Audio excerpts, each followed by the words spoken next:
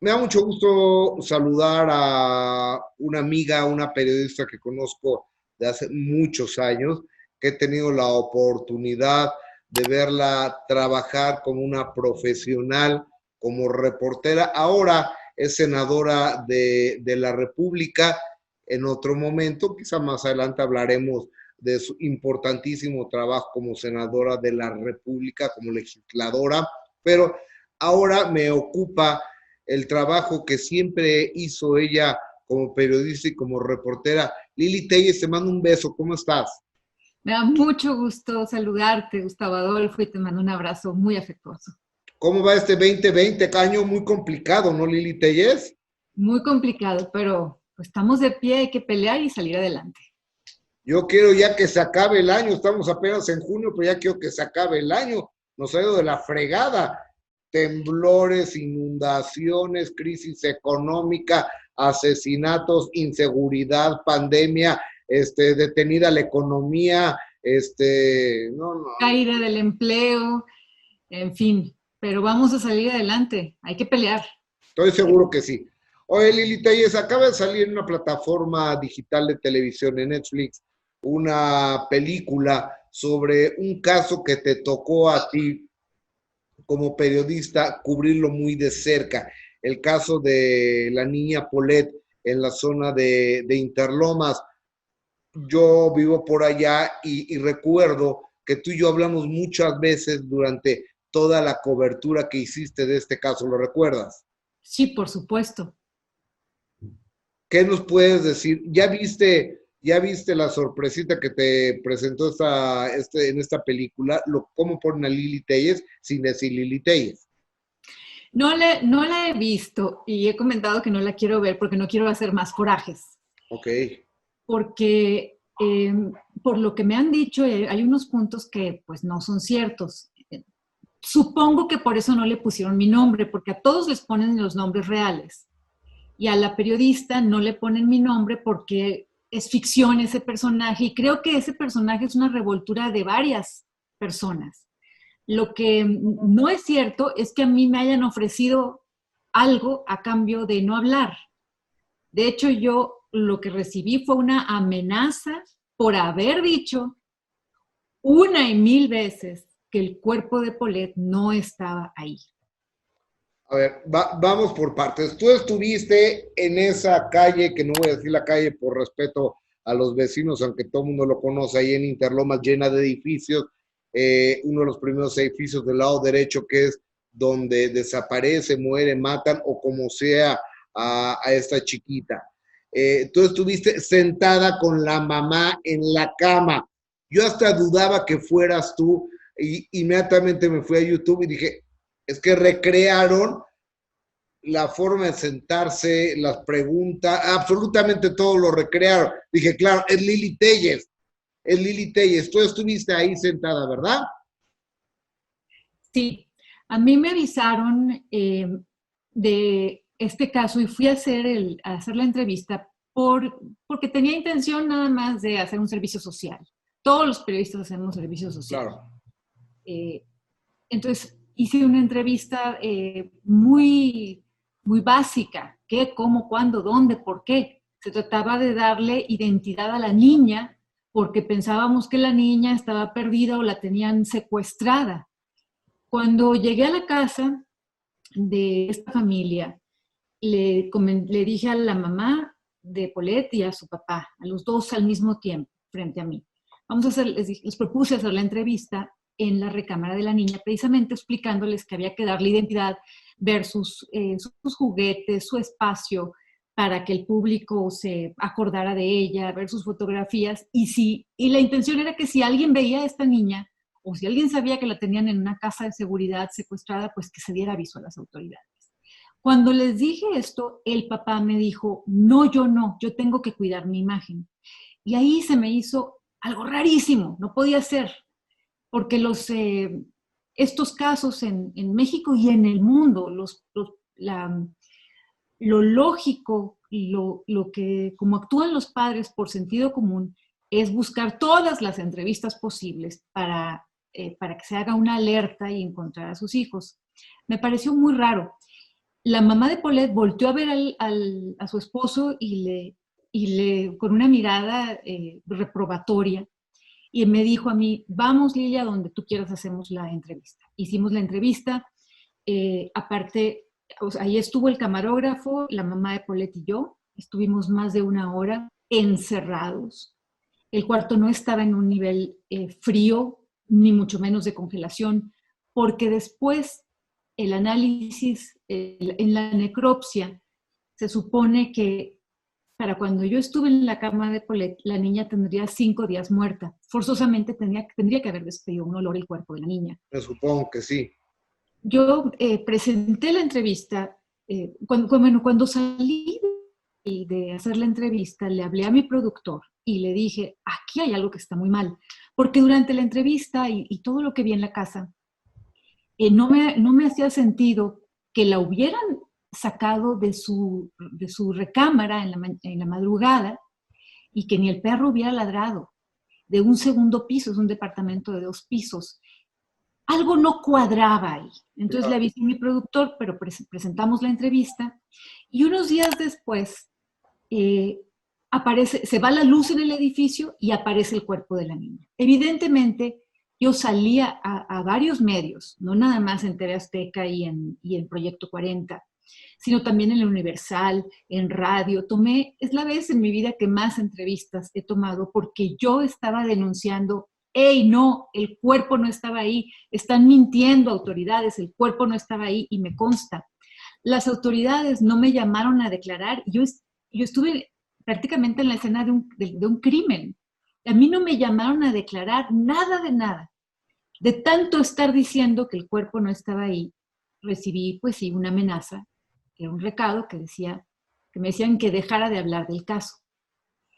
Y a mí me platican que en la serie de Netflix a la reportera le ofrecen un programa, que porque Sí. estaba en espectáculos, yo nunca estaba en espectáculos. Supuestamente el director de noticias de la televisora dice, vas a tener tu horario estelar porque tú ya te ibas a Proceso o algún lugar así, y se vas a tener tu espacio estelar para ti, entonces que tú pues, te vendes y decides, y yo dije, es que así no es Lili, o sea, digo, por las fechas yo no recordé si te habían dado un espacio después de eso, que dije, pero así no es Lili Telles, pero bueno, se lo voy a... Es contra toda lógica, porque yo empecé en 1994 en TV Azteca, muchos años antes de lo de Paulette, y empecé en programa estelar.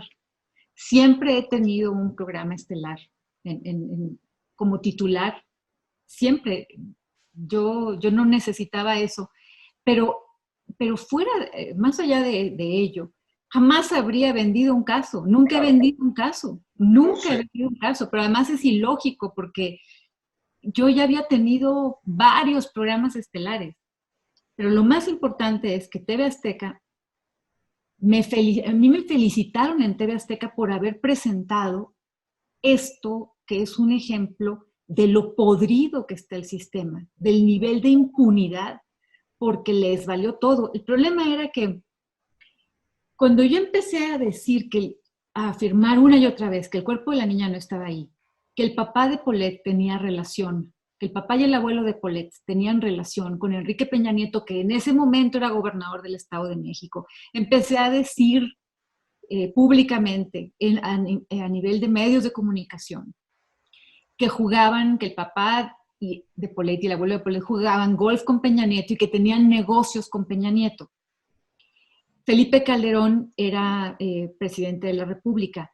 Escribí un texto en el Universal, y ahí está la fecha, que al final, la última oración, el último párrafo que escribí fue, ojalá, no lo tengo enfrente el escrito, pero palabras más, palabras menos, ahí dejé claro, que ojalá no encerraran algún chivo expiatorio para proteger la imagen de un precandidato a la presidencia. Lo estaba yo escribiendo y denunciando con toda claridad, que no agarren a cualquier inocente como si fuera un culpable para proteger a Peña Nieto, que era precandidato a la presidencia de la República. O sea, yo sí publiqué, yo sí dije. Tengo entendido que la de Netflix no dice. No, oye, dime una cosa. Dejan ahí a ese señor Bas como un verdadero tarado.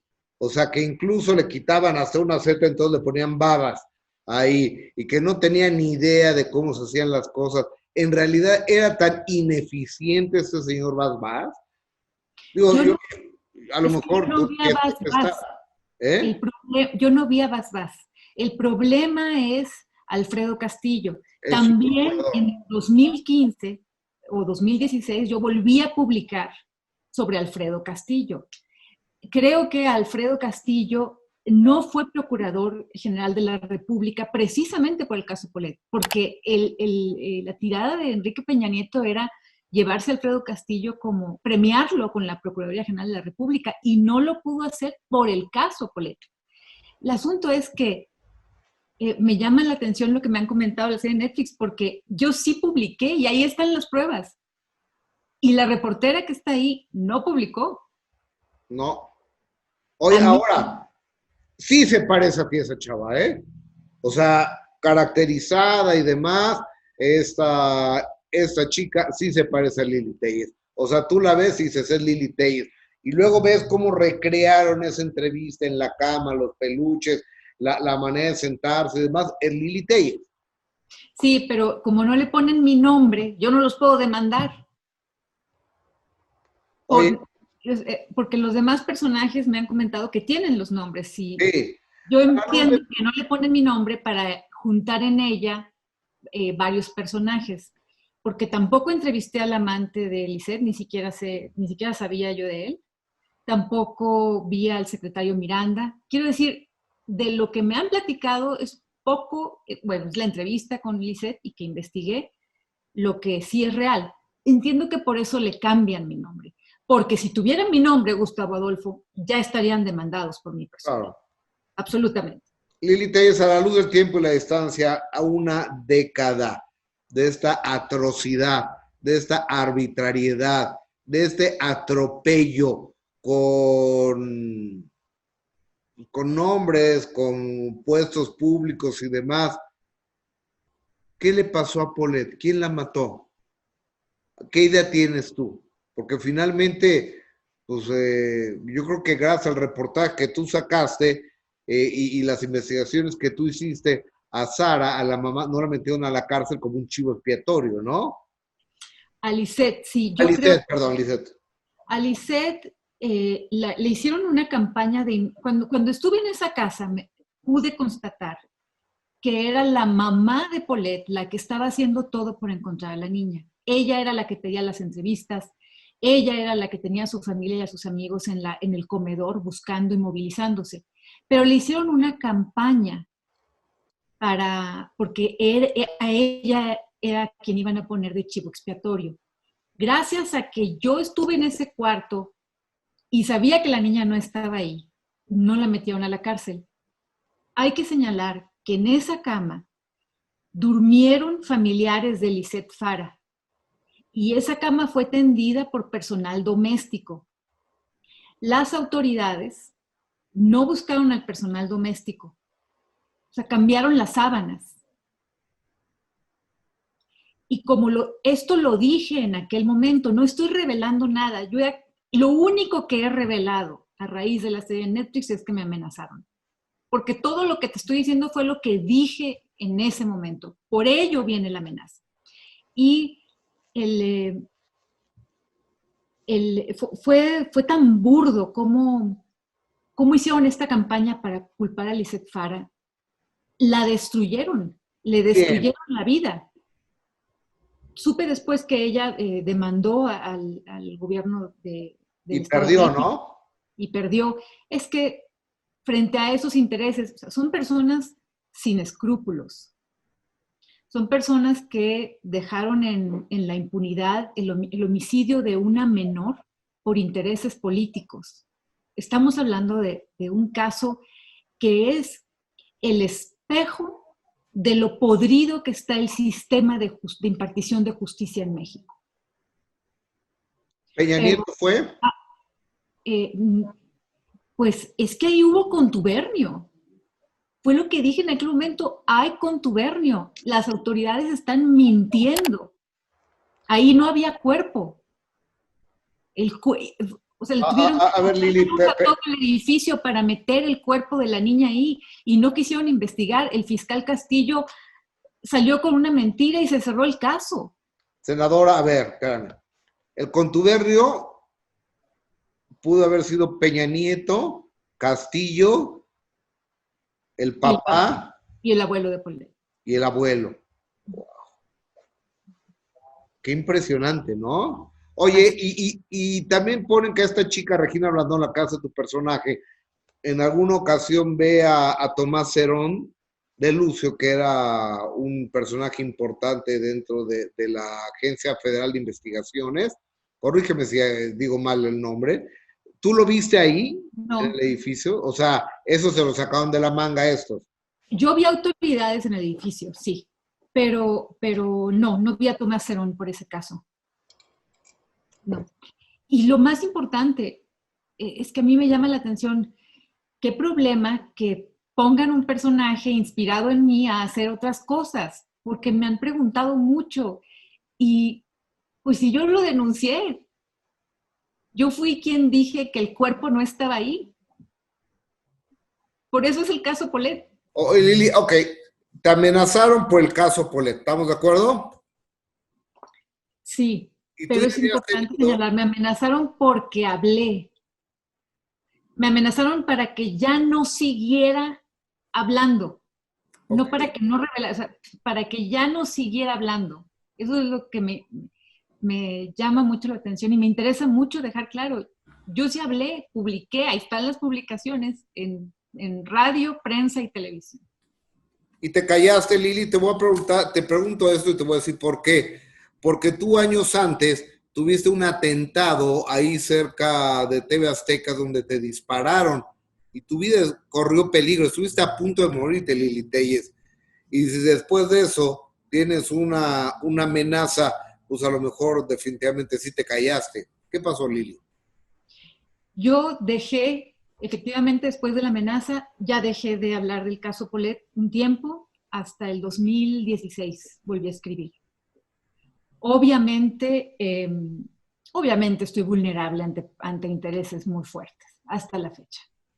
Y justo ayer, Gustavo Adolfo, se cumplieron 20 años del atentado que tuve. Anoche se cumplieron 20 años. Wow. Para mí que son cosas pero que... los dos casos se parecen.